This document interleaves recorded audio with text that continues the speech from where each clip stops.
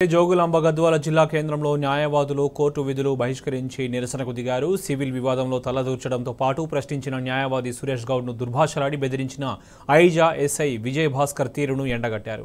ఎస్ఐపై చర్యలు తీసుకోవాలని డిమాండ్ చేస్తూ ఆందోళన చేపట్టారు. ర్యాలీగా వెళ్లి గద్వాల డీఎస్పీ సత్యనారాయణకు వినతిపత్రం సమర్పించారు.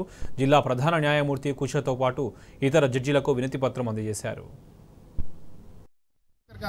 నిన్న సాయంత్రం మా అడ్వకేట్ సురేష్ గారిని అవమానపరిచి ఆయన బెదిరించి ఆయన మీద కూడా కేసు బనాయించి అక్రమంగా సెల్లో వేసి జైలుకు పంపిస్తానని బెదిరించినాడు. అదేవిధంగా ఆయనను తీవ్రంగా బెదిరించి నా విషయం అవమానించిన విషయంలో మేము ఈరోజు బార్ అసోసియేషన్ తరఫున ఆయనకు సంఘీభావం తెలుపుతూ వారి యొక్క చర్యలను ఖండిస్తూ ఎస్ఐ విజయభాస్కర్ యొక్క చర్యలను ఖండిస్తూ మేము విధులను బహిష్కరించినాం. కావున మేము ఈ క్రమంలో పోలీసు ఉన్నతాధికారులకు కూడా మేము ఫిర్యాదు చేయడం జరిగింది. అతనిపై కఠినంగా చర్య తీసుకొని ఇమ్మీడియట్గా ప్రస్తుతం సస్పెండ్ చేయగలరని మేము వాళ్ళని రిక్వెస్ట్ చేయడం జరిగింది.